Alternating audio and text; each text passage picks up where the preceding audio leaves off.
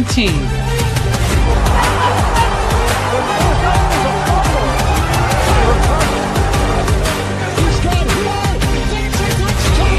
One dream. One fan. 30, 20, 10, touchdown Miami! One, two, three. Hello, Miami Dolphins fans. How are you today? Thank you for listening to the DolphinsTalk.com podcast on this Wednesday, April 1st. No April Fool's jokes here from us. No. We're talking serious stuff here. We're talking NFL draft. I'm joined once again by Simon Clancy, 3 yards per carry, 5 Reasons Sport Network, and you can also read his work here on our website at DolphinsTalk.com. Simon, how you doing today? I'm good, Mike. How are you? I'm doing great. And on today's show, we're going to preview the quarterback, running back, and wide receiver positions. More time spent on wide receiver, as that's probably a much larger need for the Dolphins than running back and quarterback. Before we get to that, as always, this show is brought to you by Caneswear. Everyone go to caneswear.com for the best and most affordable Miami Dolphins apparel on the internet. They have you covered if you need a hat, hoodie, jersey, shorts, anything with the Miami Dolphins logo. They also have stuff for the Miami Hurricanes, Florida Panthers, Miami Heat, Miami Marlins. They got you covered. Caneswear.com, Caneswear.com. If you're in South Florida, stop by their store, 2655 South University Drive in Davie, Florida. All right, let's talk quarterbacks first. Fernando Mendoza, he going number 1. He ain't getting picked by the Dolphins. No reason to spend even 2 seconds on him because he's got no chance of going to Miami. Ty Simpson, there's a lot of debate about, and we heard this week he has a top 30 visit with the Dolphins. When it's all said and done, because I see some people say he'll get picked in round 2. Some people think mid to late round 1. Someone from round 2 is going to trade up late round 1. Is he going to go in round 1, you think? That's a really good question. Look, I think if you parlay him against, say, Bo Nix or JJ McCarthy, for example, I view Simpson as a better prospect than both of them. And McCarthy went 10th, Nix went 12th. That's 11th, something like that, yeah. Okay, yeah. So it's really interesting. I think there's a really interesting disconnect between sort of social media, draft nicks, and people connected to the NFL, because people connected to the NFL think that Simpson's going to go significantly higher than social media people. Look, I think his tape is excellent. And there's the talk about the drop off. He lost 22 pounds, Mike. He had gastritis. He was sick, and that clearly affected the way he played back end of the season. He bounced back towards down the stretch, but he had this sort of 4 or 5 week run where he wasn't particularly good. But early on in the season, he was outstanding. And some of the throws he put on tape are fantastic. Are the Dolphins going to draft him? I don't think so. And to me, the 30 visit is more about longevity. Okay. This kid's going to be a free agent at some point. This kid might be traded at some point. This kid also might get drafted by the New York Jets, Mike. And I think it's really good to, just find out what makes the guy tick. If he's going to play for your division rival, you're going to play him twice a year. You see what he's about. I speak to GMs. I've spoken to, current GMs. I've spoken to previous GMs, and they will say 20% of the guys that we bring in we know are never going to play for us. But they might play for an opposition team. They might be able to tell us about players that we perhaps want to draft that that have played in the SEC or that play for Alabama, for example, when it comes to Simpson. So there is this isn't just about a complete focus on drafting the guy. And also, look, Malik Willis is here for 3 years. It's really a 2-year deal. And there could be a possibility that if it doesn't work out and Simpson gets drafted by somebody else, that he's potentially made available for a trade at some point. So I think you're covering your bases when it comes to the most important position in sport. Yeah, absolutely. Everyone I talk to, I shouldn't say everyone, quarterback 3 on this year's list. It could be any one of a few names. Who's your third best quarterback in this draft? My third best quarterback is Cole Payton of North Dakota State, who I think is just a really, really interesting player. He's a former Gatorade Player of the Year in Nebraska as a state champion, went to back up Trey Lance at North Dakota State, then sat behind Easton Stick and then behind our own Cam Miller, got a chance to start last year. He is a kind of an FCS Ryan Tannehill, if you like. He's extremely mobile. I mean, he has touchdown runs of 37, 70, 61, 65, 36, 44, 33, 41, 57, 47, and 64. These are not 1 yard sneaks. This is not a tush push guy.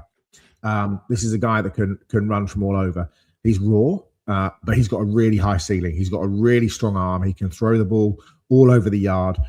Some of the best throws the best throw I've seen all season was made by Mendoza, but in the group after that, Peyton makes 2 or 3 throws last year that you're just like, oh, that is unbelievable. Rolling out under pressure, hitting guys along the sideline, 50 yards downfield, hole shots from 40, 50 yards between defenders. I mean, he's a really interesting player. And in an underwhelming class, Peyton would be absolutely my number 3 guy.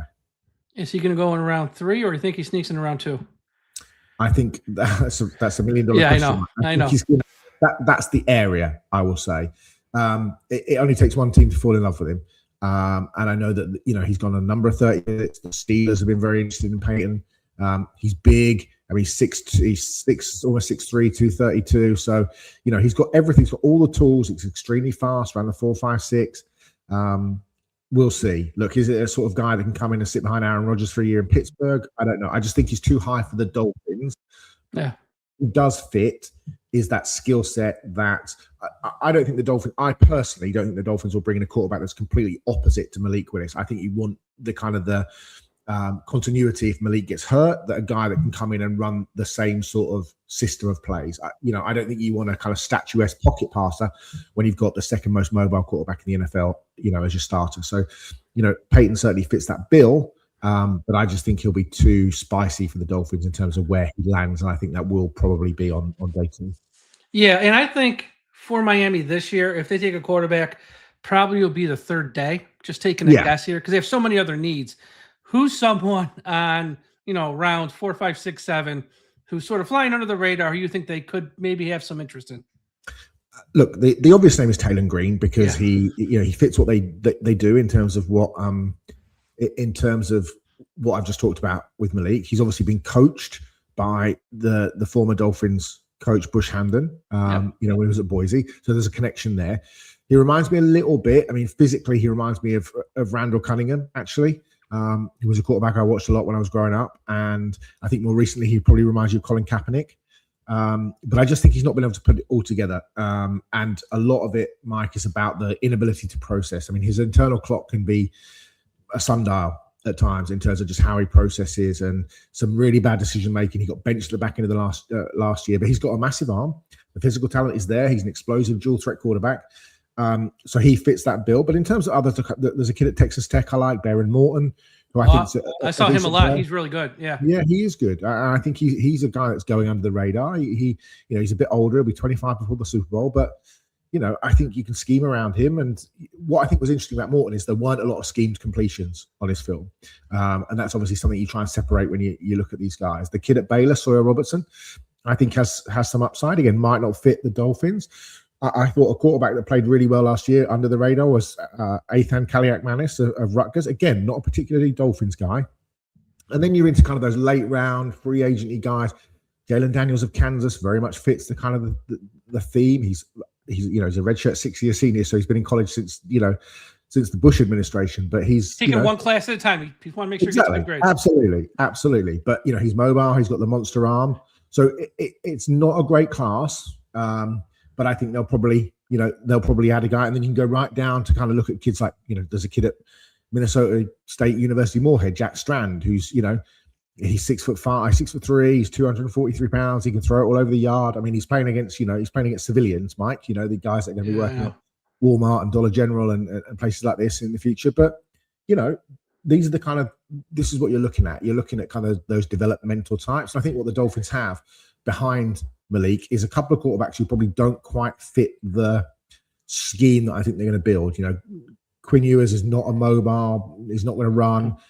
Cam Miller a little bit more so, but again, that's not really their games necessarily to be mirroring what Malik does. Now, maybe I might be completely wrong. Maybe they decide actually what we want is one system for Malik in terms of how he runs it, and then Drew Aller's going to come in, who doesn't run around at all, who's got the big arm, the franchise size. Now, I personally think that would be wild for them to do that, but we don't know. And what I thought was most fascinating yesterday about what Jeff had to say, Jeff Hafley had to say at the owners' meetings was that, we're going to get these defensive guys in and then we're going to build a scheme around them, which to me is fascinating because you just never hear coaches say that. No, it's like, they don't. This is my scheme and you're going to fit this scheme, rather than we're going to see what we have. We're going to get these guys running around and then we're going to build the scheme around the players that we have, which, more power to them. They've said everything right, these two, since they've come in, Sullivan and Hafley. So we'll see how it goes. But I think the quarterback that fits most is Taylor Green, but I would have some significant concerns about how he plays the game. Yeah, I remember I was listening probably a month back to Sirius XM NFL Radio, and Pat Kerwin, who's very, very smart. He's been doing this for a long time. The CBS guy, when someone phoned in about Green, he goes, I'm just going to stop you right now. I would move him to wide receivers, not a quarterback. Yeah. So I know that's where he's at. Now, look, just because he's there doesn't mean he can't play quarterback. It's just someone at his level thinks that, and people are all over the map on him because he's such a polarizing figure. But like you said, tall, strong arm, fast, explosive. The skill set's there. Yeah. Just can he put it all together? And even if whoever takes him and they want to play him at quarterback, you got a lot of work to invest there. It's not, you don't want him on the field this year. You probably don't want him on the field next year. You are investing in a lottery ticket that you hope pays off in a couple of years. If you gave him Ty Simpson's brain, Mike, and put it in Palin's body, he's the number 1 overall pick, and it's not even remotely close. Not even right. You know, Simpson, his dad's a quarterback. His dad's a head coach. I think his dad's the head coach at UT Martin, has been there since 2005. Ty Simpson's grown up around quarterbacks. He's grown up around football.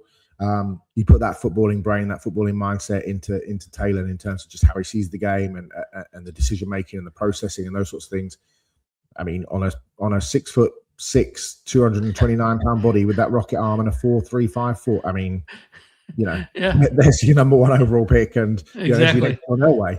You know, so yeah. So it'll be interesting what they knew, because I know John Eric Sullivan said he wants to take a quarterback each year. With that said, this year they have so many holes and so many needs. If he were to pass, wouldn't be shocked and just maybe get someone who goes undrafted. We will see in a few weeks. Running back, the one position on the Dolphins where they have depth. As long as they don't trade Achane. You got Achane, you got Wright, you got Ollie Gordon. I don't think this is a very high priority for the Dolphins. First question, Jeremiah Love, who is just so stinking good. You think he ends up going top 5? I mean, he should do, but obviously, I mean, what's fascinating about this draft, Mike, is that there are so few cornerstone position players. You know, we're talking about the best players in the draft. To me, the best 3 players in the draft are an off-ball linebacker in Sonny Styles, a safety that you can move around all over in Caleb Downs, and a running back in Jeremiah Love. And we all know that we can get running backs wherever. So he should go top 5. I don't think he does. I find the Cincinnati Bengals at 10 a really interesting team for Love. In that I know they need defensive help. They lost Joseph Asai, and there's they brought in a couple of players, Boye Mafe and stuff, and could do with edge players and could do with Styles or Bain or Bailey or Downs or Delay, whoever. But actually, to give Jeremiah Love to the Bengals and say, you know what, go and sit in with Joe Burrow and T Higgins and Jamar Chase and those guys, knowing that Chase Brown is a free agent at the end of the year. Yeah. And look, it's even the same for the Dolphins. And I know that they've talked really hard about giving Achane a contract and keeping him and yada, yada, yada.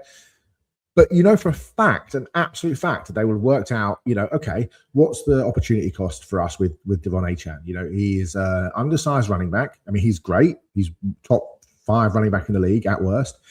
But he's 185 pounds. That is, in terms of longevity, that is not an amazing bet in terms of, longevity for a guy, especially a guy that runs through the A gap as much as he does.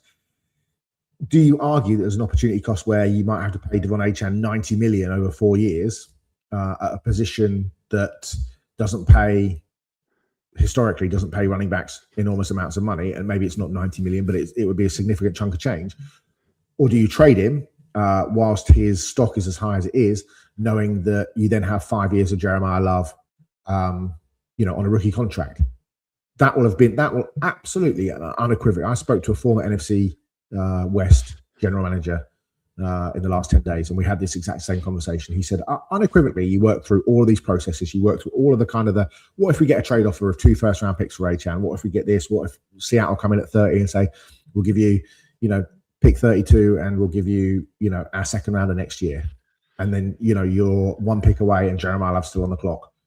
Those scenarios will have been worked out. So I don't think that happens. I think they keep Achane, but it certainly will have been a conversation that the Dolphins have. Absolutely. Look, if in some world he falls to pick 11, if you're the Dolphins, and if you are going to be one of those teams that goes BPA, you take him, you trade Achane, If you can't trade him prior to the pick, you trade him right after the pick, and you don't think twice about it. We You've all still love got 2 hours. H10. Yeah, you've still got 2 hours to trade him. Like Exactly. at that point, and you don't have to trade him. You just say to teams, "I'll tell you what, stop Play it. out your final year, then go. Yeah. We'll get a comp pick for you. We'll just punch you in the mouth with Achan, and then we'll punch you in the mouth with Love because we'll line Achan up at slot, and then we'll disconnect Love from the formation, and he can play out wide as well because he can run routes too and try stopping us. So exactly. Because I know a lot of fans and stuff, they go, yes, take the guy on the board who's the best player. But don't take him because we're fine there. No. If you're true to BPA and this kid happens to fall in lap 11, you just take him and everything else will work itself out in time. You don't worry about that stuff. But yes, it's probably not going to happen. If the Dolphins come away, Mike, one last thing on this. If the Dolphins come away with Jeremiah Love at 11, they take Blake Miller, who can start at right guard from day one and then kick out to right tackle next season, or Max Iron at pick 30, who can start at right guard and kick out to right tackle when Austin Jackson moves on next year. And then at 43, they take Zion Young or Gabe Yakus or whoever. So you're telling me that you come away with arguably the best player on the board. You come away with an offensive lineman who can start day one. And in Miller's case, he started every single game since the sophomore year of high school. Was 56-game starter at Clemson. Yeah, I love Never him. missed a snap. Never missed one practice since sophomore year of high school. And an edge rusher. I mean, and you've still got 4 third-round picks at that point. There is a quid pro quo to that, Mike, that I think that the front office will find interesting. Absolutely, they will. Absolutely, they will. Is the second best running back in this draft class the other kid from Notre Dame, Price? Yeah, it probably is, Mike. I mean, I really like the kid from Arkansas, Mike Washington. I've got to say, I mean, it's nip and tuck for me as to who's number 2, who's number 3. I think ball security has been a bit of an issue for Jadarian Price, but he's got that unbelievable burst and quickness and that kind of angle busting speed. And he didn't run super fast at the combine, but he plays faster than he runs. The problem with him is that he's had 280 carries in the last 3 seasons. That's it. If you put that in context, I think Ashton Genty had 356 carries in his final season at Boise. So that gives you an idea of what he is. He's a little bit small. He's 5'10". He's just 202, 203 pounds. He's had an Achilles tear in his history. Had a hamstring strain last year. But I could see a team like Seattle, who obviously have lost Kenneth Walker, looking at him in the second round. Maybe he doesn't last that long, but this is the situation that we're at with running backs in this draft. It's not a great running back draft, and all of a sudden you're looking for a guy who's a backup with 280 carries in the last 3 years as being potentially your number 2 guy. So, yeah, and once again, unless they do something with Achan and he's moved prior to the draft, odds are running back, they could take one on the third day. Probably not a high priority with all the needs everywhere else that Miami has. So I don't want to spend a ton of time on this one, just like quarterback. Wide receiver, though, we all know the needs. This is the assignment, as the kids say. Wide receivers. We got to talk wide receivers. If Jordan Tyson, if he didn't have all the, knee injury here, this injury there, it always seems to be something. Put it this way, if we still had Chris Greer, this would probably be his top player on the board. Great player who's always injured. But thankfully, we don't have Greer. Would he be the top wide receiver in this class if he didn't have the past with his injuries? I mean, he'd be very close. You hate making comparisons against potential future Hall of Fame players, right? Yeah. There's a lot of Jamar Chase in his game in terms of how he runs the routes, what he does with the ball in his hands, how he becomes a running back. There's nobody better in the league at getting the ball in their hands and then turning into a running back than Jamar Chase. But the issue with Tyson, obviously, is that over the last 3 seasons, he's had back-to-back season-ending injuries. He tore his ACL, his MCL, his PCL. He missed all of 2023. Then he broke his collarbone, missed the end of 2024, half of 2024. And then he missed the bulk of 2025, spring practice with an ankle issue. And then he had 4 games where he was out with the hamstring injury. Couldn't work out at the combine. And then got to his pro day and couldn't work out because the hamstring still wasn't right. And that to me is a concern. That to me is a big concern, especially when you're asking guys to cut sharply, to do all the things that you're asking wide receivers to do, up and down, running, cutting, changing direction, slow, quick, tempo routes, all of those things. He's a really nice player, Mike. He's a really good player, but that checkered injury history, I think, will give teams a lot of cause for concern. And I think that's why you're just not seeing him mocked early on anymore because teams are just worried about him. And for me, I think he's probably my number 4 receiver because of the injuries. And I think he would probably be the number 1 if he had a clean bill of health. And I think that's the problem that teams are going to face. It's, where's the value per knowing that, he's been out for 3 seasons straight and he was injured in high school as well. Like, at what point do you think I just can't risk it? So that's what teams will face. That's what the Dolphins will face. It just strikes me as Tyson not being a guy that will be particularly high on the Dolphins board because they value availability as much as anything. Yeah, that's going to be quite interesting to see what team does take the risk on him, because someone will obviously in round 1, because he looks the part, he is the part, just can't stay healthy. Carnell Tate, most people as the top wide receiver. Now, what I find about him that's so interesting is at Ohio State, he wasn't the number 1 guy, but here in this draft, he's the number 1 guy on most people's boards. Very good player, has the size.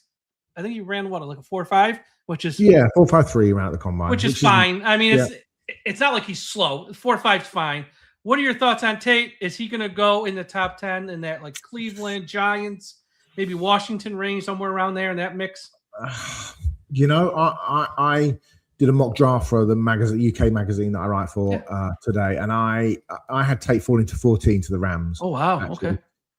Only because just as you're stacking it, you're going through it, you're like, well, actually, I think Washington actually need this, and Cleveland actually need a left tackle, and the Giants have got an opportunity to bring in a Kyle Hamilton type in terms of mentality, mindset, the ability to play all over in Caleb Downs. At Tennessee, no, because Sonny Styles is there and he's a Fred Warner clone, and the guy that drafted Fred Warner and turned him into the Hall of Famer that he is the head coach of the Tennessee Titans. And it's just like, well, I'm trying to slot him in. And all of a sudden you get into 8 and the Saints, and you're like, well, but they need, here's David Bailey, and 9, and it's the Chiefs, and like, well, Reuben Bain's on the board, and do they, and all of a sudden you're like, it's just trying to find a slot for the guy. He's a really, really good player. Obviously, the next cab off the unbelievable Ohio State rank in terms of coming up through that Brian Hartline pipeline.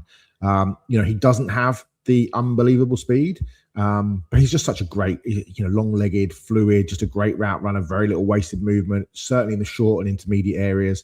He's the sort of guy where I love his landmark identification and his landmark precision, Mike. I think if Tate is supposed to be 18 yards on the left hash, he will be exactly 18 yards on the left hash.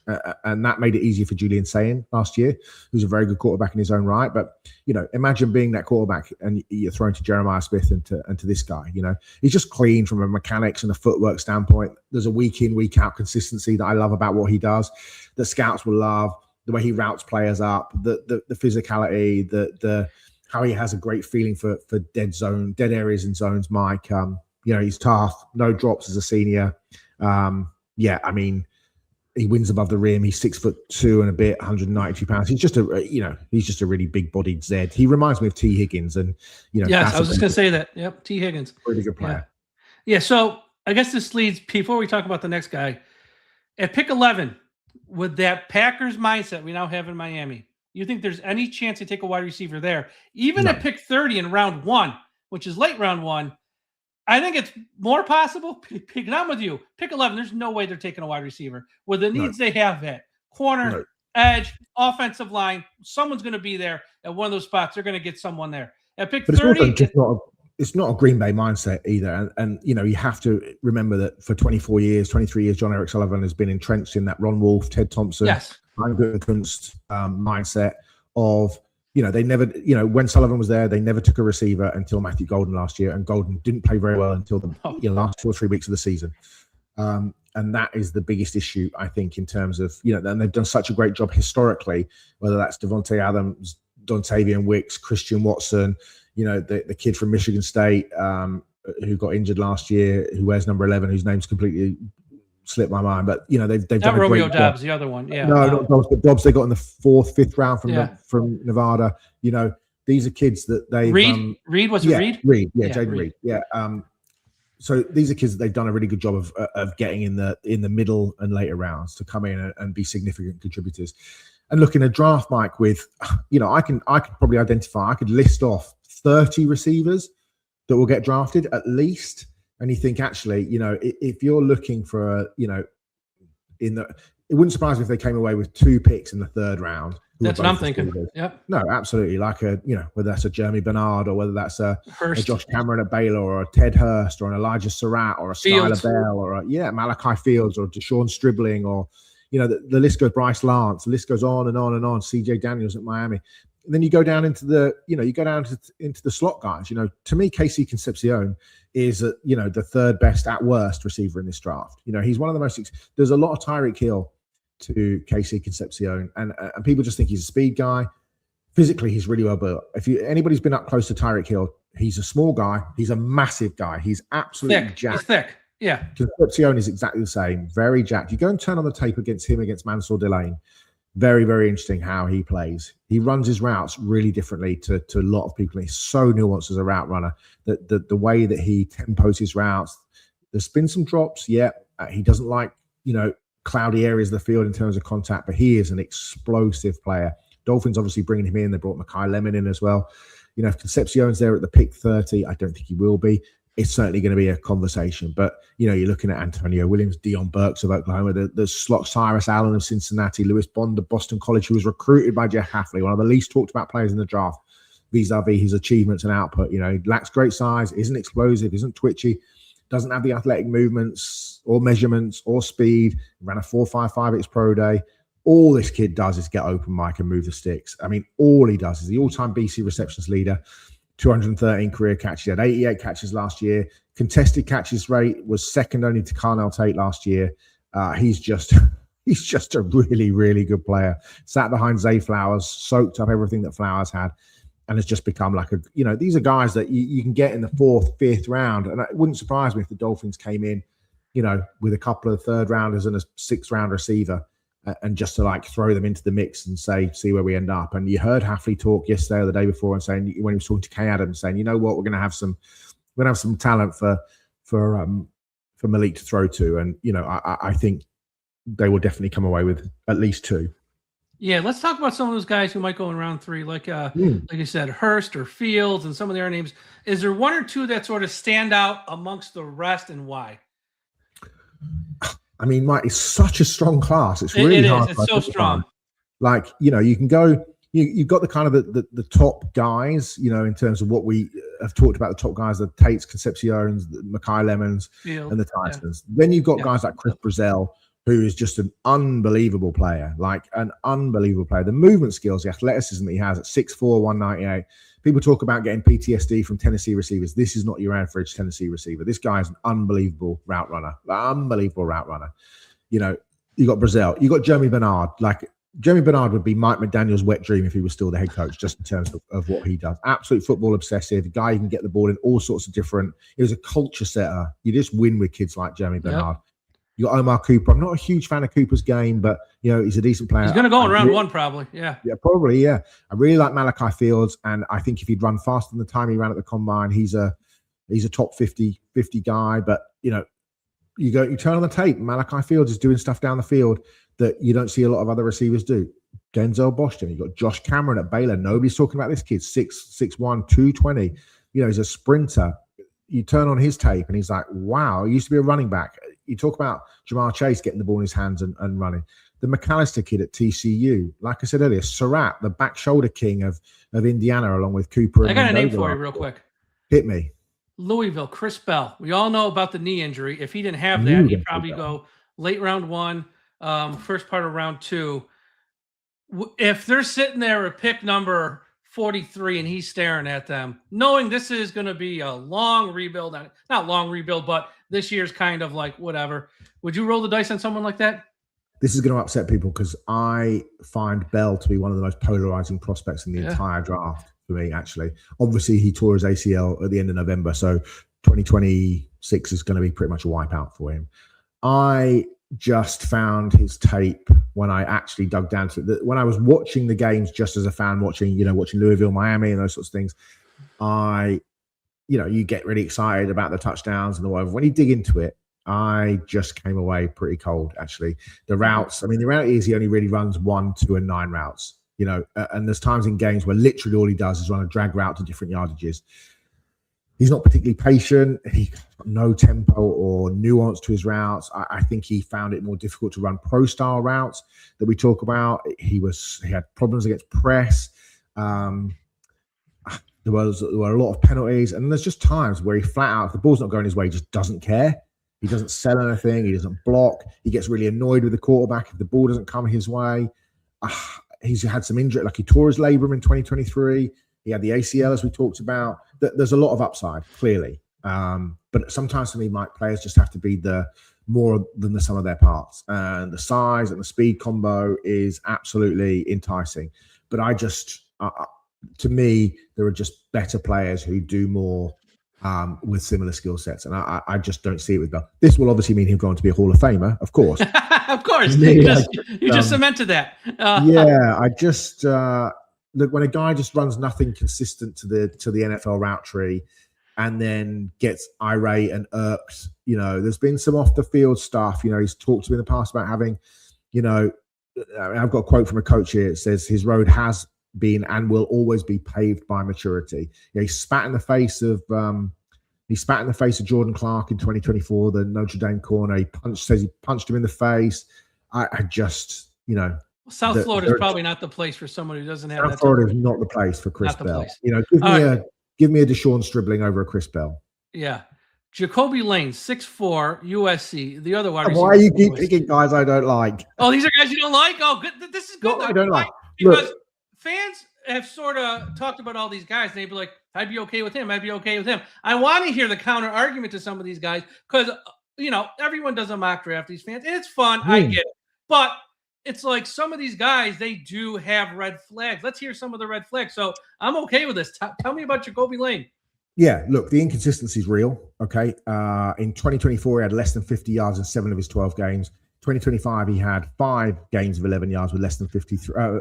5 of 11 games with less than 53 yards. He's super, super streaky. It's going to take him a long time to develop physically, but also to mature physically. This is a guy who is an enigma of the personality off the field. I've been told by coaches and people around USC that he is a unique personality. And one coach told me that he is going to need, the team that drafts him essentially will have to surround him with a very serious infrastructure for him to achieve. His childhood and prep career, his mum was a foster mum. And so he had lots and lots of people flowing in and out of his life. He grew up with a single mother. And when he started to play football, he was very, very exuberant as a personality, a very kind of out there personality. And when he started to play, male role models sort of rotated in and out of his life, and nobody really, took a hold of him. A lot of insecurities. He didn't drink, he didn't smoke, but prep coaches just felt like he talked back all the time. He paid no attention. He struggled with that lack of structure. He would storm home he turned up to a 7-on-7 tournament, having missed practice the day before, expecting to start. When he's told he wasn't starting, he stormed home. All of these things built up. And then at USC, it was very hard for USC coaches to keep him motivated early on. I was really surprised he came out. I've got to say, he's he's not a bad kid. Don't get that wrong. He's not a bad kid. He's just, I would imagine he's probably, I'm not trying not to speak out to him. He's probably ADHD. And he certainly didn't deal very well with people that disagreed with him or with criticism.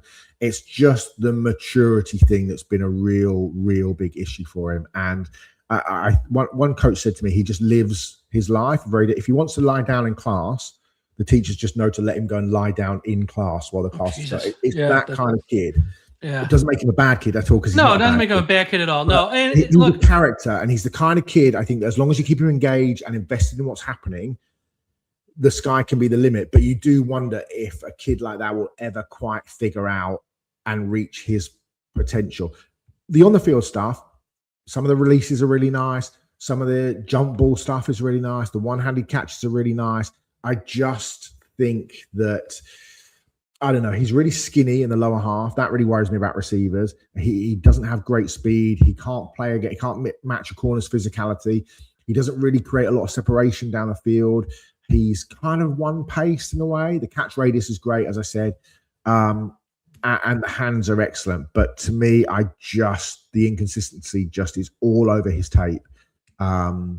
Sounds like Devontae Parker in some ways with the maturity stuff too. Yeah, a little bit, but I think it's not so much the play, just like just the off. I just think it's more that kind of autistic-y. And again, I'm not trying to give him things that he doesn't have potentially. I don't know, but it feels like there's just a whole lot of stuff going on, and it just might not be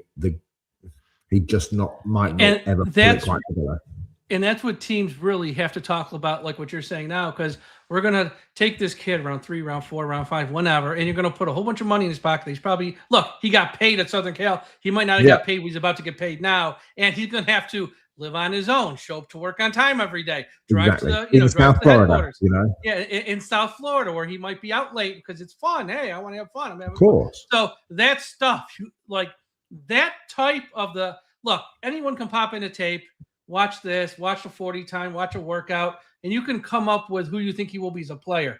Who he is as a person is equally as important. And that's why all these teams want these Zoom calls and meetings. They want to get to know the person and what his drive is. Like you said, Blake Miller, guy doesn't miss anything. He's probably one of those guys who shows up 10 minutes early, not 5 minutes early. And he ain't going to miss a practice unless you have to chop off his arm or leg. That's one type of mindset. This kid's not the same type. Not that he's a bad kid. He just had a whole different upbringing, type of background. And what's the risk reward investment that you want to put into one player when you're talking about someone who's going to go around 4 or 5? It's those things I said earlier, my opportunity cost. 66 career catches for Lane. So an average of 22 catches a season for 3 years does not strike me as a guy that you take on day 2. Especially given the stuff that we know off the field. There are other receivers that the Dolphins have shown a legitimate and strong interest in. Guys that are coming on 30 visits. Jordan Hudson of SMU, not to be confused with Bill Belichick's girlfriend. Caleb Douglas of Texas Tech. Let me invest in a guy that's 6'3", 206, runs a 4.39 at the combine like Caleb Douglas, or a Jordan Hudson kid who was outstanding in Mobile at the Senior Bowl. Doesn't have the breakaway. He ran a 4.49, but he just, super physical with opponents. Is a great blocker on the perimeter. Every Green Bay receiver has to be a really good blocker. 6'1", 191, flexing his ankles. He can get open. I just, concentrate, like a ton of big concentration catches. Body control outstanding. Give me a Jordan Hudson over a Jacoby Lane. Does the Mississippi State wide receiver Brennan Thompson, him only being 5'9", does that scare off a lot of teams, you think? You've done an amazing job of picking guys that in a receiver class. I'm looking for red flags. Man, you found them. Look, obviously he's extremely. This is a one-season wonder, Mike. This is what he is. He ran a 4.26 at the combine. We know how quick he is. Chad Bumphis, the MSU receivers coach, said, "I've never seen a person with my own eyes that fast on the field." And he is. He's unbelievably fast. There's a great story where when he first went to play flag football age 6, his mum signed him up and placed a bet with him that she'd give him $5 for every touchdown he scored and $1 for each flag he grabbed. And at the end of the game, she had to go to the ATM because she didn't have enough money in her account to get the $65 out he was owed. So, the acceleration. Motivated by money. That's a good thing. Absolutely. The acceleration off the ball is frightening. The burst is ridiculous. He's an ankle breaker as a route runner. He comes back for the ball. He can separate at all 3 levels of the field, Mike. He can throttle. He can decelerate. All of the things you're looking for. Okay, 23.7 miles an hour. He was 91st on Bruce Feldman's freaks list. He's married, carries himself like a professional. That's guys being married is what scouts and coaches love. But there's been some injuries. And it's the 1 year of, he missed half of 2023. He sat out a portion of 2024. An ankle issue limited him to 19 catches in 2024. He missed 2 games in 2025 with calf and groin problems. Yep, he's a 100-meter, 200-meter state champion, ran a 1,000 meters. But that was a guy that had 27 catches in his first 3 seasons and missed a lot of time with injuries.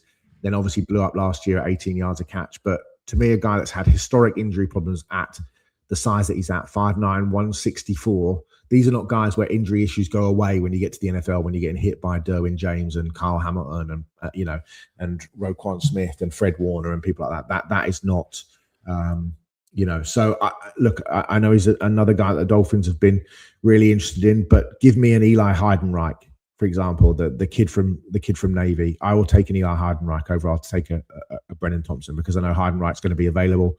Give me a Lewis Bond, the kid that we talked about. Give me an Antonio Williams at Clemson. I think those, in terms of the smaller slot guys, I feel more comfortable than I would do with a 1-year wonder like Thompson, who's already had some pretty significant injuries in his back pocket.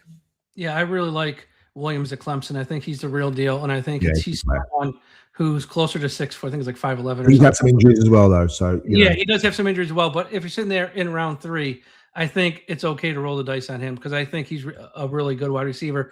I want to ask you about like 2 more names, and I'll let you go. Here we can wrap this up. Ted Hurst. A lot of buzz around Ted Hurst. Where are you on Ted Hurst? I think he's a really interesting player. I've enjoyed his tape. We don't get an awful lot of Georgia State tape in this draft, but in this part of the world. But I've seen enough of his games to feel comfortable that he's obviously long. He can run. He tracks the ball really well. I think the physical traits and size. He's 6'3", 206. He's a big kid, basketball kid. I just think he's again, we talked earlier on about the quarterback strand playing against civilians. The level of competition. Whether that's Ted Hurst at Georgia State, whether that's Bryce Lance, at North Dakota State, the level of competition you have to take into consideration. But he looks taller than he's listed, Mike, as well. And that's interesting to me. He's got really long arms. Ran the 4.42 at the combine. I don't think he's a great short area release guy, but when he gets free releases, he just gets up on the outside shoulder of a corner so quickly. He can stack receivers down the field. He attacks the ball in the air. He's not an unbelievable route runner. There's some Christian Watson to his game. I was at the Senior Bowl in 2021, 22 after the Rams-Bengals Super Bowl, and I can remember walking out into the bleachers in the first morning, and Christian Watson was warming up in front of me, and I'd liked Watson's tape at North Dakota State, and his arms just like absolute vines, just hanging down like near his knees. I was like, God, this guy is just absolutely he's so long. And Hurst is very similar in terms of how he does that. What I like about Hurst is that he plays through contact really well, Mike. He's not shy about being buffered.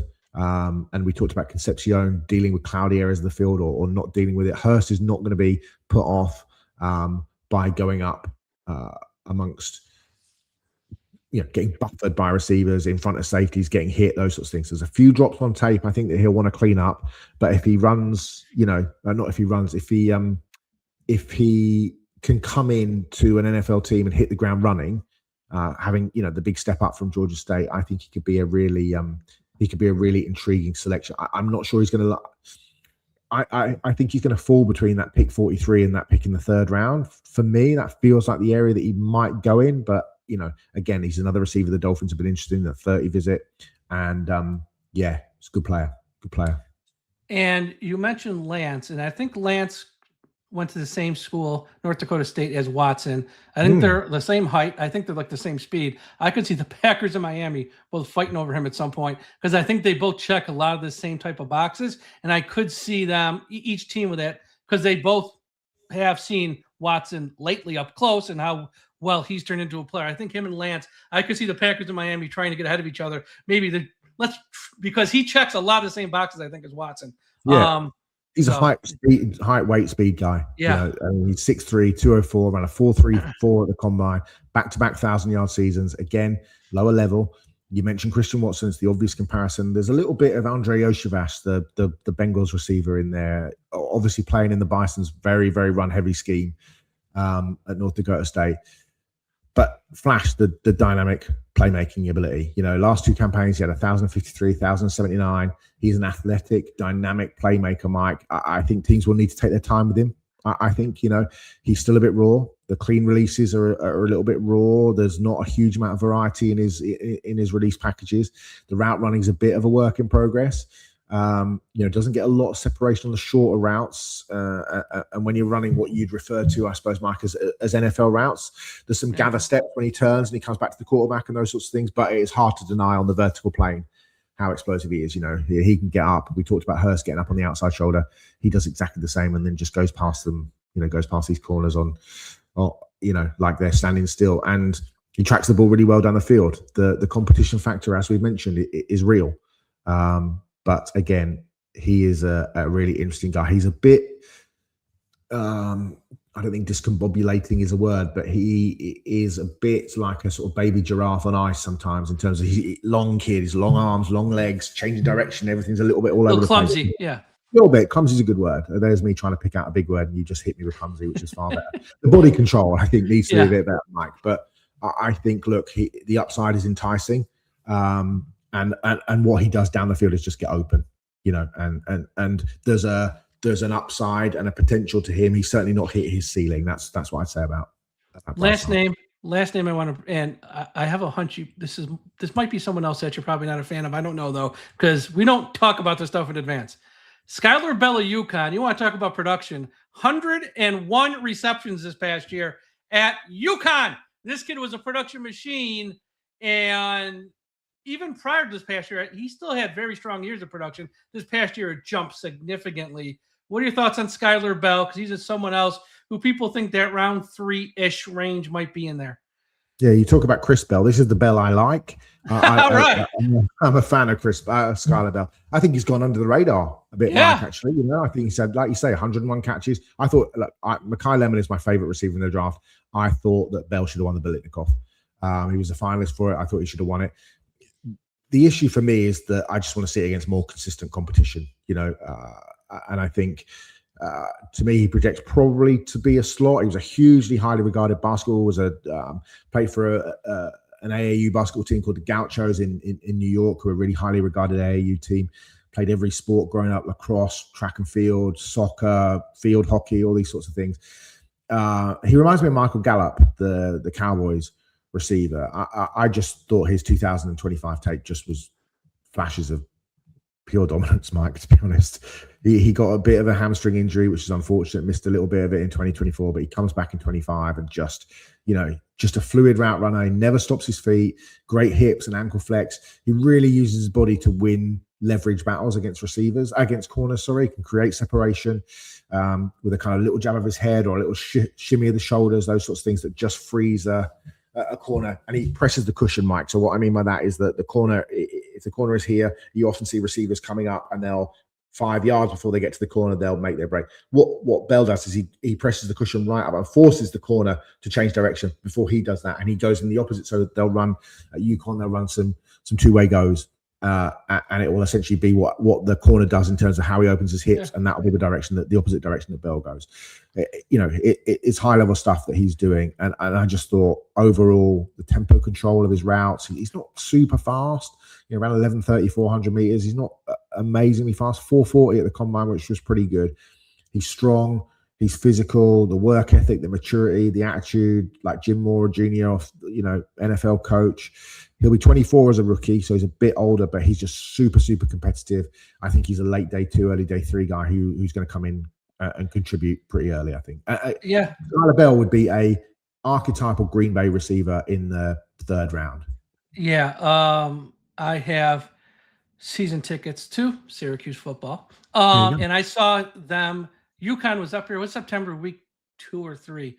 I think he had like 10 receptions for like 100-something yards. I'm like, do we have anyone in the building who can cover this man? Because he single-handedly dragged UConn in that game, and it went to overtime. UConn lost, but like they had no business being on the same field as Syracuse. But him by himself, he had 10 or 11 receptions. He went nuts that day, and Syracuse had no answer for him. I'm like, who is this guy? Now, that's when he got on my radar. Watch him in person. I'm like, holy crap, this kid. He was exceptional on that day in September.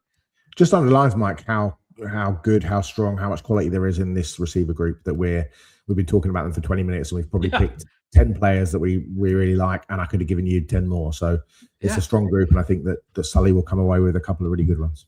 I agree, and I also agree round 1 is probably not going to happen unless someone's there at 30 that's just too good to pass up, which I don't think will be the case. I don't think it's happening in round 1. I think when you hit round 2, round 3, in some combination of those 5 picks, round 2, round 3, he'll come away with 2, I think.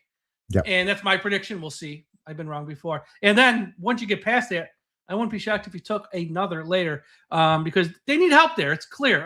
We had on Malik Washington this week on our podcast, and we said to him, you're the longest tenured wide receiver on this team now. That's great, but I'm also saying to myself, that's also a problem. Yeah. Keep an eye on the Miami kid, CJ Daniels. He played with Malik Willis at Temple. That's I think that'll be an interesting one to track. All right, Simon, you were great this week. Next week, we'll wrap up this preview series with the offensive line. Everyone, be sure to follow Simon on Twitter, X at SI Clancy. Hear his stuff at 3 yards per carry at the 5 Reasons Sport Network. And of course, you can read his written work here at DolphinsTalk.com. Everyone, have a great night. We'll talk to you again after a while. Tonight, if you're watching this live, tonight, Seth and OJ are going to have on Mark Duper. So make sure you are tuned in. It's a great Mark Duper. So make sure you are tuned in at 9 p.m. Eastern, like 9:05-ish, here at the Dolphins Talk YouTube channel. Seth, OJ, and Mark Duper. Everyone have a great rest of your night, and we'll talk to you again after a while.